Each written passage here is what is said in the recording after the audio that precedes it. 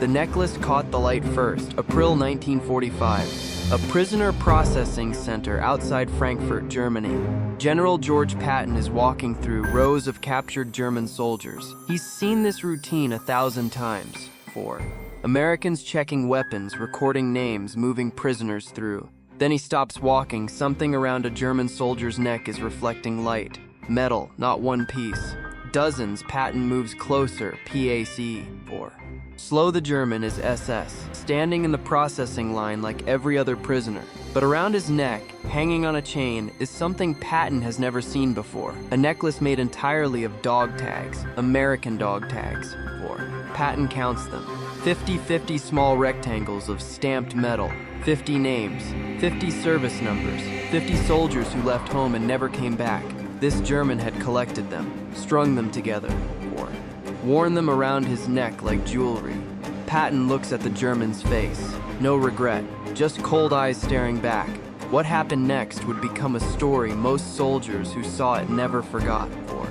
But it almost never made it into any official record. This is that story. The war in Europe was almost over. Germany was collapsing. Thousands of German soldiers were surrendering every day. 4. The prisoner processing center outside Frankfurt was handling the overflow. Checking them, disarming them, cataloging them, Captain James Mitchell ran the processing center. He was 32, from Ohio. 4. He'd been doing this job for 3 months. He'd seen teenage soldiers who looked relieved the war was over. Old men who never should have been in uniform. SS troops who'd believed in it until the end. But he'd never seen this. 4. Asterisk, if these forgotten stories interest you, I cover a new one every week. Subscribe if that sounds worthwhile. Patton called Mitchell over. Pointed at the German with the necklace. Mitchell looked. His stomach turned. 4. Each dog tag had a name stamped into it. An American name. Blood type. Religion. Captain. Patton said. His voice was quiet. Too quiet. How long has this prisoner been here? About 10 minutes, sir. 4. He just came in, and nobody noticed the necklace? Mitchell looked at his 2 corporals. They were young. They'd been focused on weapons and paperwork.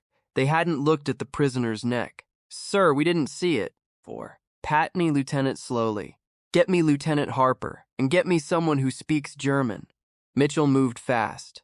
2 minutes later, he was back with Lieutenant William Harper, the camp's intelligence officer, and Private Anton Weber. 4. A German-American translator. Patton was still standing in front of the SS soldier. Still staring at the necklace, the German stared back. No fear, no apology. Harper saw the necklace. His face went white. Jesus Christ. 4. He whispered. Patton turned to Weber. Ask him his name. Weber spoke in German. The prisoner answered. His name is Klaus Richter, sir. SS Hauptsturmführer, Captain rank. Waffen-SS, 12th Panzer Division. 4. Ask him where he got the dog tags. Weber translated. Richter answered. Weber's face showed disgust as he listened. Sir, he says he collected them from battlefields, from dead American soldiers, over the past year. France? 4. Belgium, Germany. Patton's jaw tightened. Ask him why, Weber asked. Richter shrugged, answered casually like he was discussing the weather. Weber's voice shook as he translated. He says they're proof. 4. Proof of his kills. He says each tag represents an American soldier he personally killed. Pause. 3's the processing area went silent. Every American soldier within earshot stopped working. 4. All of them staring at Richter now. At the necklace, Patton spoke quietly. 50 tags. He's claiming he personally killed 50 American soldiers. Yes, sir. And he's wearing them as trophies. Yes, sir. 4. Patton looked at the necklace again, at the names. He could read some of them from where he stood. Private Michael Johnson, Sergeant Thomas Anderson, Private First Class Robert Williams, American boys. Someone's son. 4. Someone's brother, someone's husband, reduced to metal around a killer's neck. Patton's voice stayed quiet, controlled. Lieutenant Harper, I want every single dog tag removed from that necklace. I want each one cataloged. 4. I want the names recorded, and I want letters sent to the families. Yes, sir. Private Weber, tell Richter he's going to take off that necklace right now and hand it to me.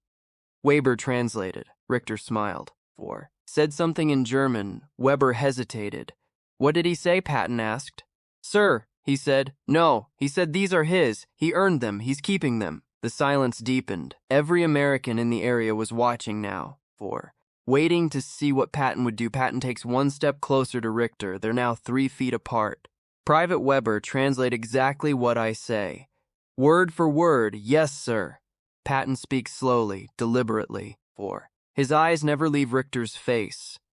You are a prisoner of war. You have no rights, no privileges, no property. Everything you're wearing belongs to the United States Army now, including that necklace. Weber translates. 4. Richter's smile fades slightly. Patton continues. Those dog tags don't belong to you. They belong to the families of the men you murdered. And they're going home. Every single one. Weber translates. Richter's face hardens. 4. You can take off the necklace yourself, or I will have my men rip it off your neck. You have 5 seconds to decide. Weber translates. Richter stands there, defiant, not moving. Patton counts. 5 for 3, 2, 4. Fast on one, he nods to Captain Mitchell and 2 MPs move forward. They grab Richter. He struggles, shouts in German, but he's outnumbered. 1 MP grabs the necklace, yanks it hard, the chain breaks. 4. 50 dog tags scatter across the ground. Metal hitting concrete, names everywhere. The Americans scramble to pick them up, but carefully, gently, like they're picking up pieces of the dead. Richter is screaming now, in German. 4. Cursing, fighting against the MPs holding him. Patton watches the dog tags being collected, each one picked up with respect. Then he turns back to Richter. Private Weber, translate this. Yes, sir. 4. Patton speaks loud enough for everyone in the processing center to hear. You wore those tags like a trophy hunter wears the heads of animals. You treated American soldiers like game, like things to be hunted and displayed. 4. Weber translates. Richter stops. You didn't understand. Each of those tags represents a human being, a man with a name, a family, a life, not a trophy, not a number, a person. Patton pauses. 4. And you will answer for every single one of them. Weber translates. Richter's defiance cracks. For the first time, uncertainty crosses his face. Patton turns to Lieutenant Harper. 4. I want Richter segregated from the other prisoners. Solitary confinement. No contact with anyone except interrogators. Yes, sir. I want a complete investigation. I want to know if his story is true. 4. If he actually killed these men or just collected tags from corpses. I want witnesses. I want evidence. Sir, that's going to take weeks, maybe months. I don't care how long it takes. Find out. Yes, sir. 4. Patton looks at the pile of dog tags now sitting on a table. 50 small pieces of metal, 50 lives. I also want these tags treated with respect. These aren't evidence. These are remains. 4. This is how families will know what happened to their sons. Harper nodded. Understood, sir. Patton turned to the assembled soldiers. All the American GIs who'd been watching, who'd seen the necklace, who'd heard Richter's claims. 4. He spoke loud enough for everyone to hear. Gentlemen, what you just saw is why we're here, why we're fighting. That man treated American soldiers like hunting trophies. He wore their identities around his neck like jewelry. 4. He pointed to the dog tags on the table. Those are your brothers, your fellow soldiers. Each one of them left home to fight, to serve, to do their duty, and they died doing it. Pause. 2. The men listened, silent. 4. Some of them had tears in their eyes. Some of them died in combat. Fair fight, soldier to soldier, that's war. That's expected. Patton's voice hardened. But this is different. This is desecration. 4. This is treating the dead like animals, like objects, and it will not stand. He paused. We will find out exactly what happened to each soldier whose name is on those tags. We will get answers for their families. 4. We will give them closure, and we will make sure this man answers for what he did. The soldiers nodded. Carry on, Patton said. The processing center slowly went back to work, but it was different now, quieter, more somber. 4. Richter was taken to solitary confinement to wait for investigation. The 50 dog tags were carefully cataloged. Lieutenant Harper spent hours recording each name, each service number, each detail. Then the real work began. 4. Army investigators interviewed Richter multiple times over the next several weeks. His story stayed consistent. He claimed to have personally killed all 50 soldiers in combat, but investigators dug deeper. 4. They cross-referenced dates, locations, unit movements. What they found was worse. Out of the 50 dog tags, only 12 came from soldiers killed in direct combat. The other 38 came from different circumstances. 4. 7 were from soldiers killed during surrender. 11 were from wounded soldiers shot in field hospitals. 9 were from prisoners of war executed after capture. The remaining 11 couldn't be determined. Music, dark. 4. Somber Richter wasn't collecting battlefield souvenirs. He was collecting evidence of atrocities. The investigation report went up the chain, to war crimes prosecutors, to the international tribunal being organized. 4. Klaus Richter was charged with 52 counts of war crimes. The 50 murders represented by the dog tags, plus 2 more discovered during investigation. His trial took place in 1946. The dog tags were entered as evidence. 4. Displayed in the courtroom. Each one representing a victim, the families were notified. Letters sent explaining what had been found, what it meant, since families got closure. 4. They'd spent months not knowing what happened to their sons. Now they knew. Others got pain, learning their son had been murdered, not killed in combat. Murdered Richter was found guilty on 47 counts. 4. 3 couldn't be proven beyond doubt. He was sentenced to death. The execution took place in 1947. 2 years after Patton found the necklace. Richter's last words, according to records, were in German. Unrepentant. 4. Still claiming he'd done his duty.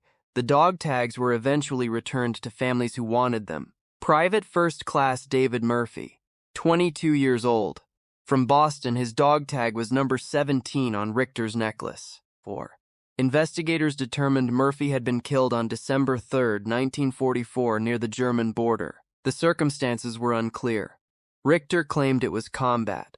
Evidence suggested Murphy had been wounded first, then shot at close range. 4. His mother, Margaret Murphy, received his dog tag in October 1946, along with a letter explaining how it had been found. She gave an interview to the Boston Globe 2 weeks later. For months, we didn't know what happened to David. 4. She said. The army said he was missing. Possibly killed, but no body, no confirmation, just missing. She held the dog tag in her hand during the interview. When we got this back, we finally knew he was gone. But at least we knew. 4. We could grieve properly. We could say goodbye. Pause 2. The reporter asked her how she felt about the way it was found. The letter said General Patton personally made sure the tags came home. 4. That he stood up for our boys even after they died. That means something. That means everything. Margaret Murphy kept her son's dog tag in a small wooden box on her mantle for the rest of her life. When she died in 1971, 4. The family buried it with her. She wanted to return it to David herself. There's a photograph of Margaret Murphy holding that dog tag. You can find it in the Boston Globe archives, dated October 1946. She's sitting in her living room. 4. The tag is in her hand, and on her face is something that looks like relief mixed with grief. She finally had a piece of her son back. That's what those 50 tags meant. 50 families who got to say goodbye. 4. Patton understood that. That's why he called them remains, not evidence. The MP who broke Richter's necklace, his name was Corporal Frank Dawson, told this story to a military historian in 1983. 4. He said he still remembered the sound the tags made when they hit the ground, like wind chimes, like metal rain. He said he could still hear it sometimes. If you think stories like this deserve to be remembered, 4. I tell a new one every week. These soldiers shouldn't be forgotten. This is Obscure WWII Chronicles. Until next time.